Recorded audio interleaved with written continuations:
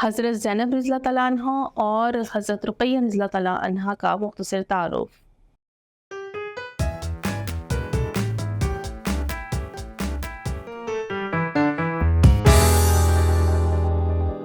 السلام علیکم مزید طلبہ طالبات، میں آپ سب کو مون لائٹ انٹرنیشنل پبلشر کے ڈیجیٹل تعلیمی پلیٹ فارم پر خوش آمدید کہتی ہوں۔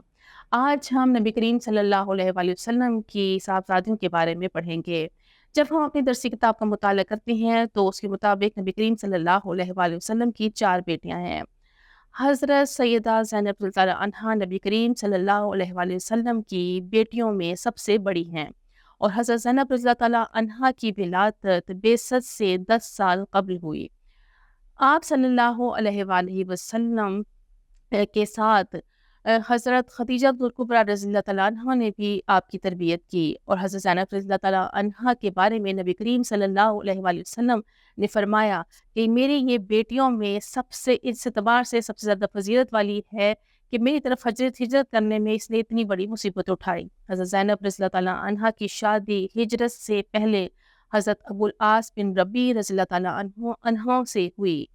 حضرت رقیہ رضی اللہ تعالیٰ عنہ نبی کریم صلی اللہ علیہ وآلہ وسلم کی دوسری صاحبزادی ہیں، اور حضرت رقیہ رضی اللہ تعالیٰ عنہ خدیجہ کبریٰ رضی اللہ تعالیٰ عنہ کے بطن سے بعثت سے 7 سال قبل پیدا ہوئیں۔ نبی کریم صلی اللہ علیہ وآلہ وسلم نے حضرت رقیہ کا نکاح حضرت عثمان رضی اللہ تعالیٰ عنہ سے کروایا، اور حضرت عثمان جب ہجرت کر کے حبشہ کی طرف روانہ ہوئے تو حضرت رقیہ رضی اللہ تعالیٰ عنہ بھی ان کے ہمراہ تھیں۔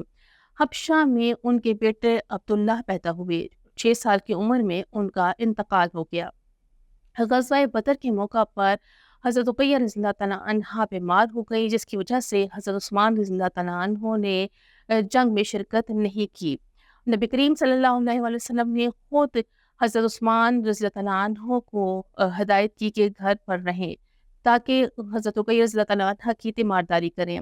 غزوہ بدر کے بعد حضرت رقیہ رضی اللہ تعالیٰ عنہ کا انتقال ہو گیا، اور آپ رضی اللہ تعالیٰ عنہ کو جنت البقیع میں دفن کیا گیا۔ امید کرتی ہوں آج کے لیکچر سے آپ کو نبی صلی اللہ علیہ وسلم کی ان 2 صاحبزادیوں کا مختصر تعارف حاصل ہوا ہوگا۔ اللہ حافظ۔